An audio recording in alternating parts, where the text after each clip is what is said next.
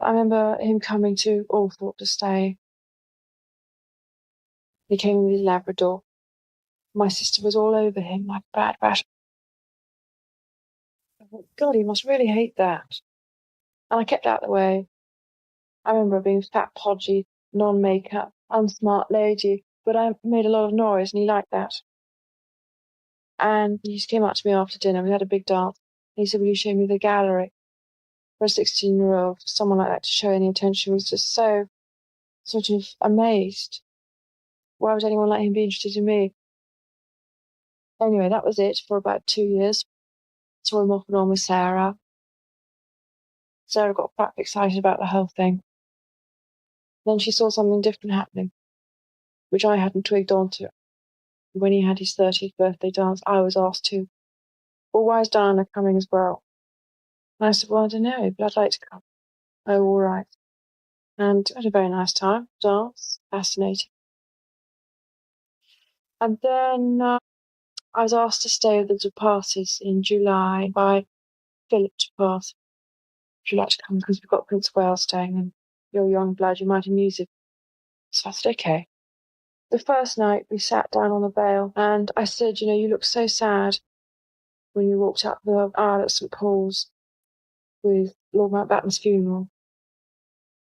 And I said, my heart bled before I watched you. I thought, it's wrong, you're lonely. You should be with somebody, look after you, etc.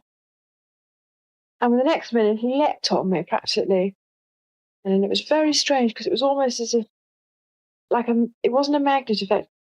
I thought, well, this isn't very cool. I thought men were supposed to not be so obvious. But I hadn't got anything to go by because I'd never had a boyfriend. I'd always kept them away. Thought they were all trouble and I couldn't handle it. Emotionally, I was so screwed up, I thought. And he said, oh, you must come to London with me tomorrow. I've got to go and work at Buckingham Palace. This is too much. I said, no, I can't. I'm sorry. I thought, how will I explain my presence at Buckingham Palace when I'm supposed to be staying with Philip? And then it sort of built up from there. Charles used to ring me up and say, would you like to come for a walk? Would you like to come for barbecues? So I said, yes, please. I thought this was all wonderful. A lot of admiration for an episode on the riverbank at Balmoral when you looked at through your mirror. Did you know that was going to happen? No. I saw them appearing from the other side. So I said to Charles, I must get out of the way. You don't need any aggravation. So I went up the bank and sat behind a tree for a good half an hour. And then press seized upon it. Have you ever had feedback on who you first spoke to or what you first? No, nothing like that. I was born at home. I wasn't born in hospital. I was born in my mother's. Your first memory after being born? Anything as a child? It's really the smell of the inside of my pram. Right. Mm. Remember that? Yes, very. Yes. Smell of? I don't. It's plastic. Yes. It's the hood. Yeah. The hood. Yes, probably. We were shunted over to Sandringham for holidays to go and see Chitty Chitty Bang Bang films, and we hated it so much. We hated going over there. The atmosphere was always very strange when we went there, and I used to kick and fight anyone who tried to make us go over there. And Daddy was very insistent because it was rude, and I said I didn't want to go and see Chitty Chitty Bang Bang for the third year running. Children's party. Do you remember any of that? Yeah, I hated them. I've always hated parties. That's why I've never had them my own. Daddy loves parties, right, and organised it and took great pride in that. There was still none of the arms around the shoulder or the hugging. Yeah. There's always the other things. It's probably what he had too. I mean, it was a very unhappy childhood. Parents were busy sorting themselves out, always seeing our mother crying. Daddy never spoke to us about it. You could never ask questions. Too many changeover of nannies. Very unstable. The whole thing. I just remember being generally unhappy and being very detached from everybody else. How did you first learn about the divorce? I remember seeing my father slap my mother across the face, and I was hiding behind a door, and she was crying. And I remember Mummy cried an awful lot. Every Saturday, when we went up weekends, every Saturday night, be standard procedure, she'd start crying on Saturday. And we both see her crying. What's the matter, Mummy? Oh, I don't want you to leave tomorrow. Which, for a 9 8-year-old was devastating. Mm. You know? And for my brother and I, it was very sort of wishy-washy, but painful experience. And he said to me the other day that he hadn't realised just how much the divorce affected him until he got married and started having a life of his own. I liked all subjects. I played the piano. I loved the piano. I did my tap dance, which I absolutely adored. There was an enormous hall there, which they built on just after I got there. I used to sneak down at night when it was all dark, put on my music and do my ballet there in this enormous hall for hours. And no one ever found me. But actually, I loved being at school. I was very naughty in the sense of always wanting to laugh and muck about rather than sit tight in a four-walled schoolroom. As a child, any ideas of futures or ambitions? No, always felt very different from everyone else, very detached. Knew I was going somewhere different. Had no idea where. And said to my father when I was the age of 13, I know I'm going to marry someone in the public eye. Don't know which way. Thinking, At 13? yes, thinking that I'm ambassador's wife, actually. Not the top one. It's nice being in a flat with girls, I love that. Great, laugh my head off there. My 3 girls were wonderful. Star performers, loyalty beyond belief. I kept myself to myself. I wasn't interested in having a full diary. By the time I got to the top of the school, all my friends had boyfriends, but not me. I knew somehow I had to keep myself very tidy for whatever was coming my way. Choices of Lots of them. But I always made sure that I went through just as the light was going to red. So they were very stuck. Sometimes I cycled, some days I didn't. They were chasing me everywhere. We're talking about 30 of them, we're not talking about 2. Charles rang me up from Cloisters, saying I've got something to ask you. Instinct in a female, you know what's coming. Anyway, I sat up all night with my girls saying, what do I do, what do I say? By that time I had realised there was somebody else around. I'd been staying at Bowlhide with Park Bowls an awful lot. I couldn't understand why Camilla kept saying to me, do this, don't do that. She knew so much about what he was doing privately. Eventually I worked it all out. The next day I went to Windsor. I arrived about sort of 5 o'clock. He sat me down and said, will you marry me? And I laughed. I remember thinking, this is a joke. So I asked, yeah, okay. And he was deadly serious. He said, you do realise just one day you'll be queen? A voice said to me inside, you won't be queen, but you'll have a tough row. So I thought to myself, okay. So I said yes. And I said, I love you so much, I love you so much. And he said, whatever love means. Said it then. So I thought that was great. I thought he meant that. Really? A lot, actually. In my immaturity, which was enormous, I thought that he was very much in love with me, which he was. So he had the besotted look about him, looking back at it. It wasn't the genuine sort. Who is this girl who's so different? But he couldn't understand it because his immaturity was quite good. It was like a call for duty, really. Go and work with people. And then it all started to build up. The press were being unbearable, following my every move. I understood they had a job. People did not understand they had binoculars on me the whole time. They hired the opposite flat in Old Brompton Road, which is a library, looked into my bedroom. But it wasn't fair on the girls.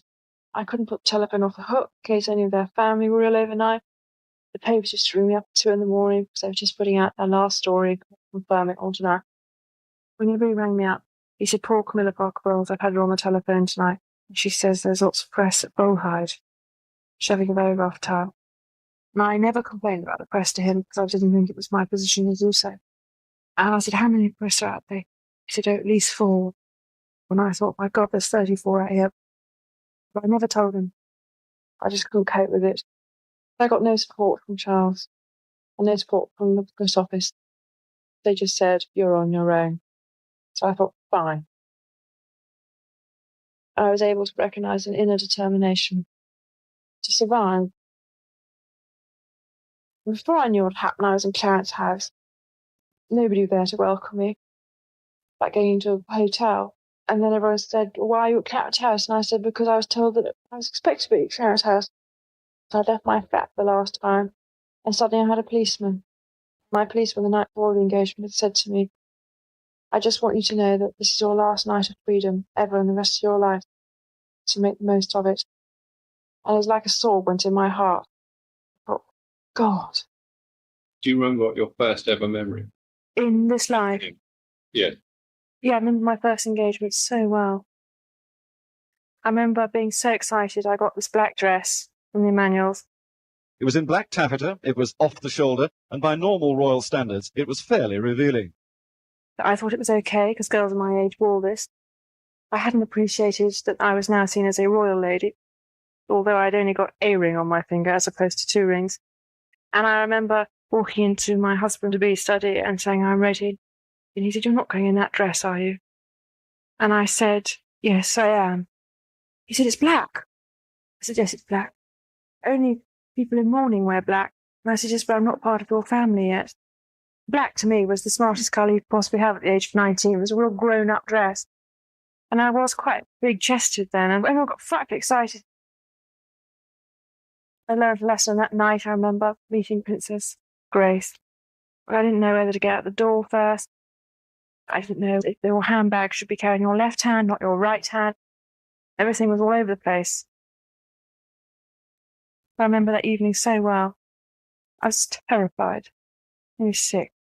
When I arrived at Clarence House, there was a letter on my bed from Camilla, dated 2 days previous, saying such exciting news about the engagement.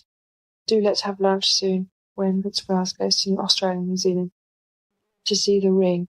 Lots of love, Camilla. And that was, wow. You may recall seeing a picture of me sobbing in a red coat when he went off on his aeroplane. That was nothing to do with him going. The most awful thing had happened before he went. I was in his study talking to him about his telephone rang to Camilla just before he was going for 5 weeks. So I thought, shall I be nice or shall I just sit here? So I thought I'd be nice, so I left them to it. And it just broke my heart there. So I organised lunch. We had lunch. And very tricky indeed. She said, you're not going to hunt, are you? I said, no. I just wanted to know that. As far as she was concerned, that was her communication.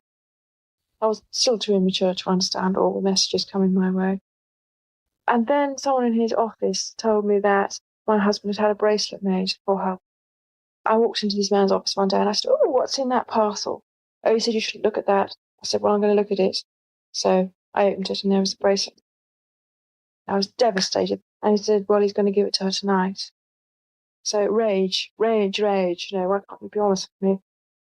But no, absolutely cut me dead. It's as if he'd made a decision, if it wasn't going to work, it wasn't going to work.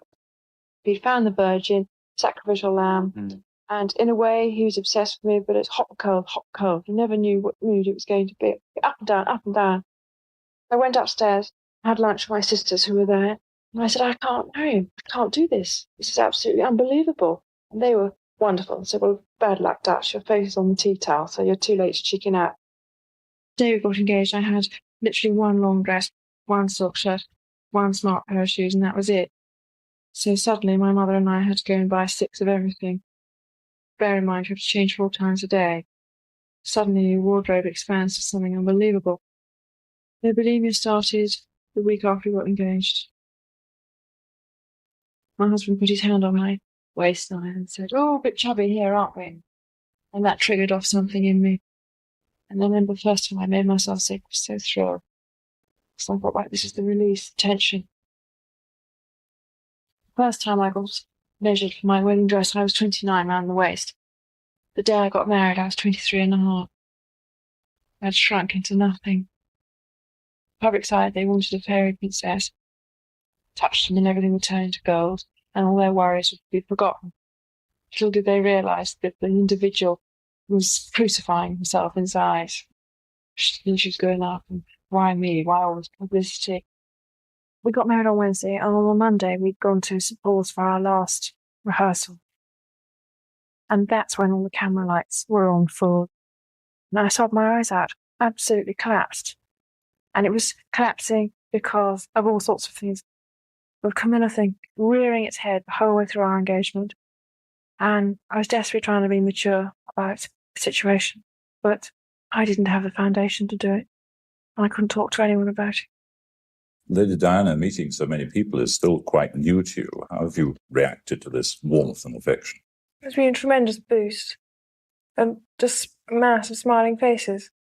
Wonderful. Quite emotional. Oh, very, yes. I remember my husband sent me a very nice signet ring the night before to Clarence House with the Prince of Wales feathers on it, and a very nice card that said, "I'm so proud of you. I'll be there at the altar for you tomorrow. Just look 'em in the eye and knock 'em dead." I had a very bad fit of bulimia the night before. I ate everything I could possibly find, which amused my sister because she was staying at Clarence House with me. Nobody understood what was going on there. It was sort of hush-hush. I was sick as a parrot that night, and it was such an indication of what was going on. Next morning, when we were getting up Clarence House, I must have been awake about 5. And I was very, very deathly calm. Deathly, deathly calm. But I felt I was a lamb to the slaughter, and I knew it. No, he was so thrilled. Waved himself stupid. We went past St. Martin's in the field, and he thought we were at St. Paul's, so he was ready to get out. It was wonderful, that. I don't think I was happy. I think I never tried to call it off in the sense of really doing that, but I think the worst day of my life. I cried a lot on the Monday when we'd done the rehearsal because the tension had suddenly hit me, but by Wednesday I was fine. And I had to get my father basically up the aisle, and that's what I concentrated on. And I remember being totally worried, curtsying to the Queen. Walking down the aisle, I spotted Camilla. Pale grey, veiled hat, pillbox hat, saw it all. Her son Tom standing on a chair, to this day, vivid memory. And I thought, well, there we are, that's it, let's hope that's all over with. And I remember being so in love with my husband that I couldn't take my eyes off him. I just absolutely thought I was the luckiest girl in the world, and he was going to look after me. The wonderful feeling, everybody hooray, everybody happy, and everybody happy because they thought we were happy. And there was the big question mark in my mind. Went back to Buckingham Palace, did all the photographs, nothing tactile. I was basically wandering around, trying to find where I should be, touching my long train with my bridesmaids and pages. Sat next to him at the wedding breakfast, which is called, but actually it was lunch. Neither of us spoke to each other. We were so shattered. I was exhausted in the whole thing. Got out on the balcony. Overwhelming what we saw. So humble, making thousands and thousands of people happy. It was just wonderful. I realised I'd taken on an enormous role. I had no idea what I was going into. But no idea. I just had tremendous hope in me, which was slashed by day 2.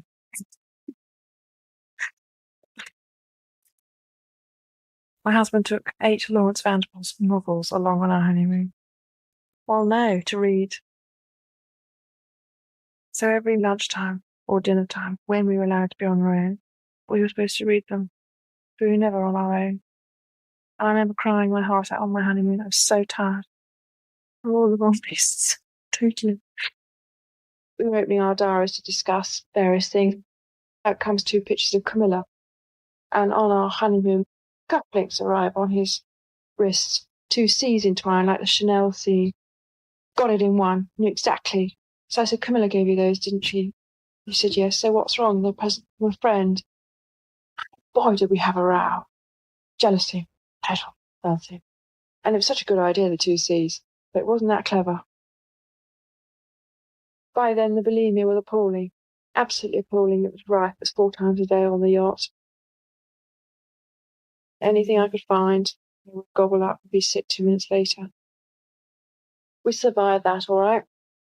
Then we went off to Balmoral straight from the yacht. Everyone was there to welcome us, and then the realisation set in. My dreams were appalling at night. I dreamt of Camilla the whole time. Everybody saw I was getting thinner and thinner and thinner. I was being sicker and sicker and sicker. Basically, they thought I could adapt to being Princess of Wales overnight. Obsessed by Camilla, totally. Didn't trust him. Thought every 5 minutes he was bringing up, asked how to handle his marriage. And all the guests at Balmoral coming to stay just stared at me the whole time and, treated me like glass. And as far as I was concerned, I was Diana. The only difference was people called me ma'am now, Your Royal Highness. They curtsied, that was the only difference. We stayed up there from August to October. By October, I was about to cut my wrist. I was in a very bad way, and it rained and rained and rained. And I came down early from Balmoral to seek treatment, not because I hated Balmoral, but because I was in such a bad way. Couldn't sleep, didn't eat. The whole world was collapsing around me. All the analysts, psychiatrists, never dream of came prodding in, tried to sort me out, put me on high doses of Valium. It was me telling them what I needed. They were telling me pills, when unhappy, they could go to bed at night and sleep knowing the Princess of Wales was going to stab anyone. But the Diana that was still very much there decided that it was just time, patience, and adapting that all that was needed. Anyway, a godsend. William was conceived in October. Marvellous news. Occupied my mind.